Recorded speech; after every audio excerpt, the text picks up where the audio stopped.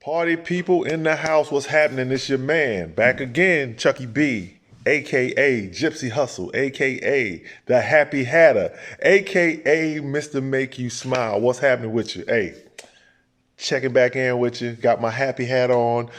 Uh, this is my Yankee hat. As we go on, I'll tell you why I'm wearing the Yankee hat. All right. Hope everybody's doing good. Good luck to the UNC women's soccer team going out to play Louisville this weekend. Good luck. Um, Good luck to Taylor Otto with her rehab with the injury that she had. Last time I talked to her, it could be 6 weeks or 6 months. So let's hope it was 6 weeks. All right. Let's hope for the best. All right. Now let's get right into it. All right. So been a lot of quarterbacks going down in the NFL, right?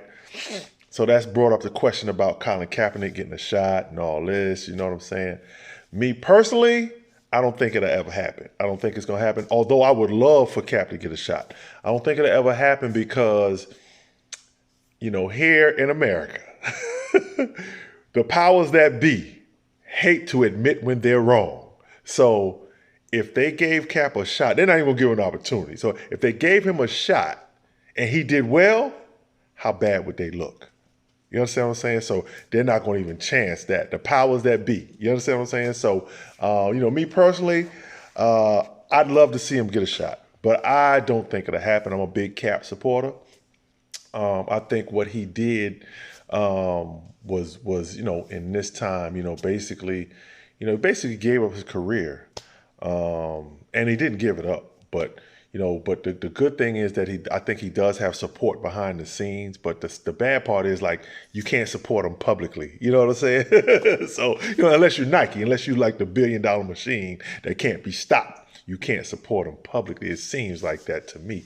So as I learn more and more history about things that have gone on, in this country, I tend to have more and more respect for the guy, but I don't think he'll ever get a shot. But I do think a good landing spot for him, it would be the Jets. The Jets would be a perfect landing spot because New York City can handle all of. I mean, it may be a little crazy in the beginning, but I think all of that hoopla and all that will die down. But I think he would be. The Jets would be a great landing spot for him. Also, the Saints would be a great landing spot for him too. But I don't think it'll happen. I do not think that. I mean, I've heard people come out and say the Steelers. I don't think the Steelers would be a good fit. I'm not sure if they're saying the Steelers because Mike Tomlin is a black coach. But the Steelers wouldn't be a good fit because Mason Rudolph can play. Now, those of you that have not seen him, if you're a fantasy guy, pick Mason Rudolph for your fantasy team because Mason Rudolph gonna put some points up on the board. Trust me. I had a chance to watch the Big 12 when he played a few years ago at Oklahoma State. A friend of mine coaches at Oklahoma State, and all he used to tell me about was Mason Rudolph, this, that, and other, Mason this, Mace that. So I was like, all right, let me start watching this kid, And the kid was legit. Mason Rudolph is legit. So all he needs is an opportunity. So he's got that opportunity now. I don't think that, like I said, I don't think that the Steelers would be a good fit for Kaepernick because Mason Rudolph could be the future of the Pittsburgh Steelers, unless Cap is willing to come in, which I'm sure he's willing to come in and do a backup role. But I think the Jets would be in a more immediate need. The Jets spent a lot of money on the defense. They spent a lot of money getting Le'Veon Bell in there. You don't know how long. Sam Darnold could be done for the year. So if he's done for the year with the mononucleosis, Cap is the perfect guy to slide in there. And you got veterans around there, so they can deal with all the stuff that may come with Cap. But, it's up to an owner to have the guts enough to do it. And speaking of opportunity, the guy in Jacksonville, Minshew, I think his name, Minshew the second. He's getting an opportunity to play because Nick Foles broke his collarbone, and he's taking care of business. They won. They beat the Titans. So now they got something called Minshew Mania. So I don't think that Jacksonville would be a good spot for Cap either. But like I said, the Jets or the Saints would be perfect landing spots for Cap. I think that he can come in and compete. I like Teddy Bridgewater, but Teddy Bridgewater might be better suited as a backup. But, Drew Brees will be back. But then again, thinking about the New Orleans situation, I mean, they might not want that competition either. So maybe New Orleans wouldn't be a good spot. Let me rephrase that. The Jets are the perfect landing spot for Cap if it's going to happen. All right, let's move on to the next thing. All right, if you watch the game, or if you've been watching games, been a lot of penalties. It's gotten so bad that even Tom Brady is tweeting about the penalties. So my thing is this, I watched the Baker Mayfield hit where the safety from the Jets, number 33, hit him. He took a step and hit him. He got fined for the hit. I mean, come on, man. This is football. This is the the football that we have been accustomed to seeing over the years. Is dying down. There's been, like I said, a lot of penalties called. They protect the quarterback a lot. I mean, I'm all for calling the roughing the passer thing when it's necessary, but come on, man. I mean, they were supposedly protecting the quarterback years ago. I watched Cam Newton get, destroyed with no penalties. You understand what I'm saying? So, the NFL is gonna probably, as the season goes on and the complaints get higher and higher, they will cut down on the penalties. I'm okay with the using of replay to call a pass interference. I'm okay with that. I'm okay with that. I'm okay with that. I think that's okay. Because you want to get it right. You want to get it right. And sometimes, these guys have gotten bigger and faster, and sometimes things happen a little faster than the referees are able to see it. All right, next thing, okay. My man Jalen Ramsey, he wants out of Jacksonville. Okay, my opinion on that. Either you're going to pay him or trade him. You do not, my personal opinion, dealing in professional sports, you do not want to keep a guy that does not want to be there. Now, Jacksonville can't think that just because he's from Florida and he's home, I think he might be from Jacksonville. I'm not sure what part of Florida, but I think it might be Jacksonville because he went to Florida State. And Tallahassee is not too far from Jacksonville.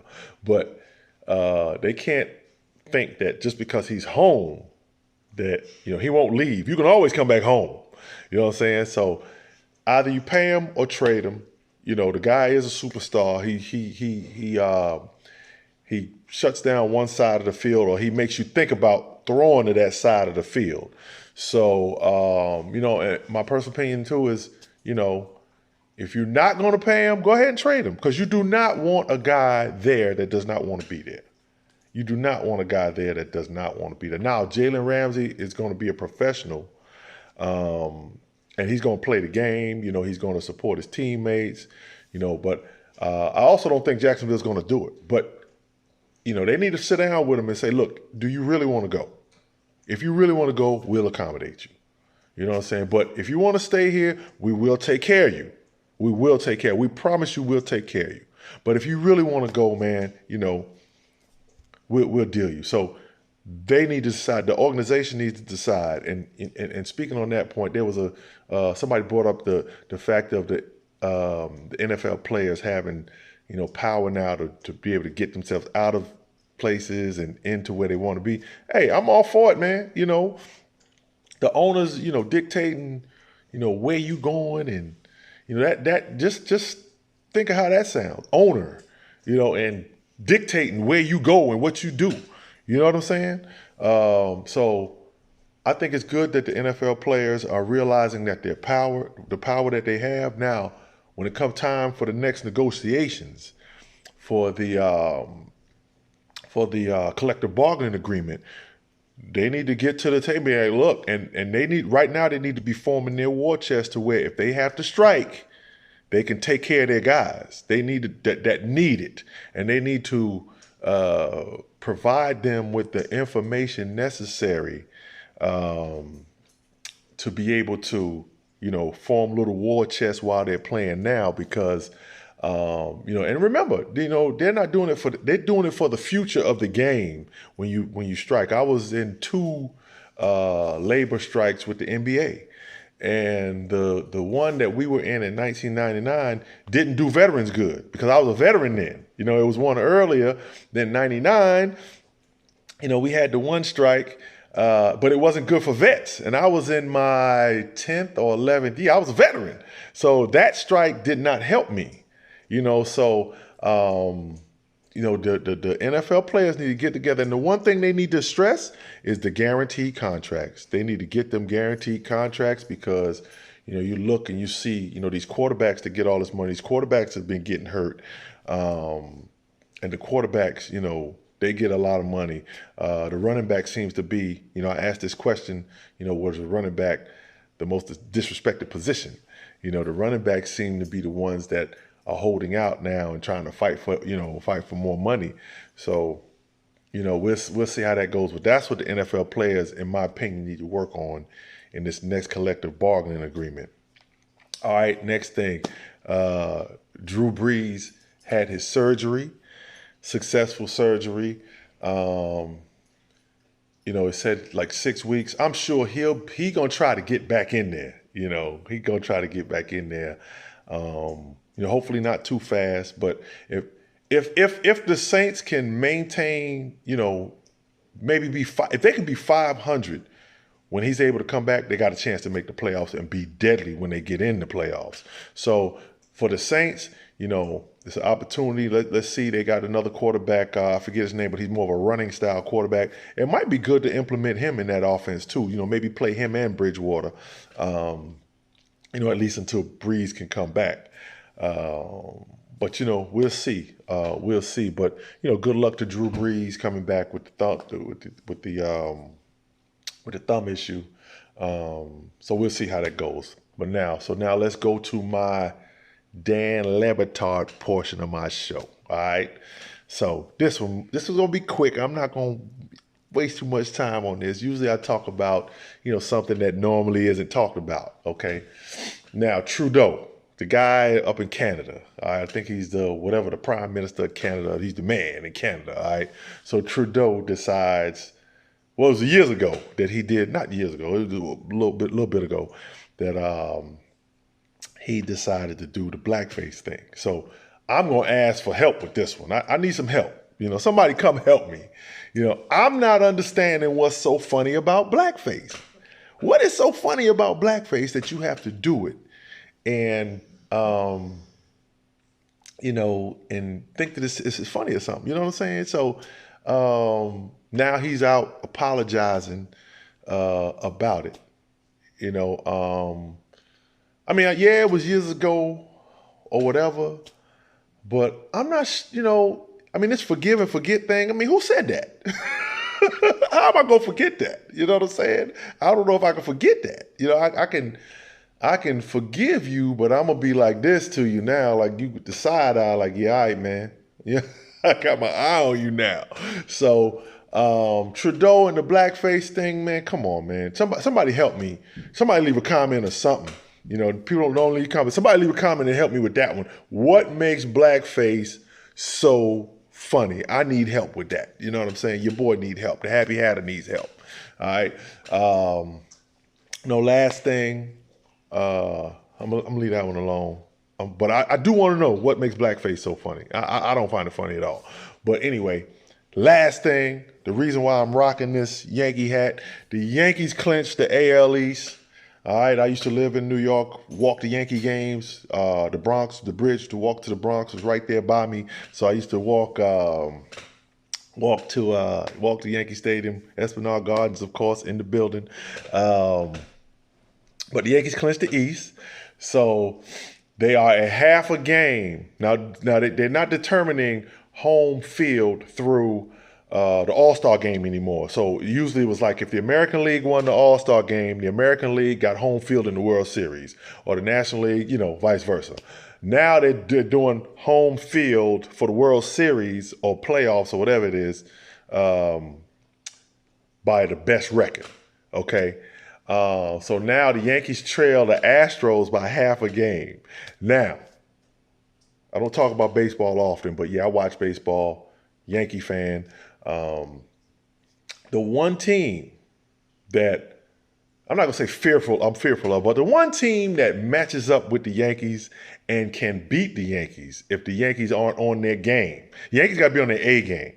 Is the Astros. The Astros have pitching. The Yankees have bats. Now they got some heavy bats. So the Yankee bats are tough, but the Astros got pitching. So that's the one team that the Yankees need to be concerned with. But don't look past everybody else. Yeah, you're better than everybody else, but don't look past them. You know what I'm saying? So in order for the Yankees to get to the World Series, the Yankees have to finish with the home field, and they have to be able to have the Astros come to them for a best 4 out of 7 series, because it's different playing on the road. I'm going to tell you, it's different. I mean, guys can say it's not. Some guys like playing on the road. Some guys, struggle a little bit playing at home. But I think for the Yankees, just the mystique of the Bronx and all of that, and their history, the 27 championships and all that comes into play for some. So that home field will mean a lot for the Yankees. We'll see how that turns out. But yeah, that's my show for today. Thank you for tuning in. Whoever tuned in, I see I get some views. That's how I get some. Let me get them subscriptions up. Get them subscriptions up. We'll try to get this thing up out there. But anyway, again, help me out with the Trudeau thing, the blackface thing. I'm not getting it. You know what I'm saying? And I'm not the smartest guy in the world, but I'm not the dumbest either. All right? Signing off, your man Chucky B, a.k.a. Gypsy Hustle, a.k.a. The Happy Hatter, a.k.a. Mr. Make You Smile. All right? I'm signing off. Yo, have a great weekend. Remember, stand for something or fall for everything. All right? Make somebody smile. You never know. You know what I'm saying? That smile might have somebody, that might make somebody's day. That might make somebody's life. They might have needed that laugh in their life. All right? Peace.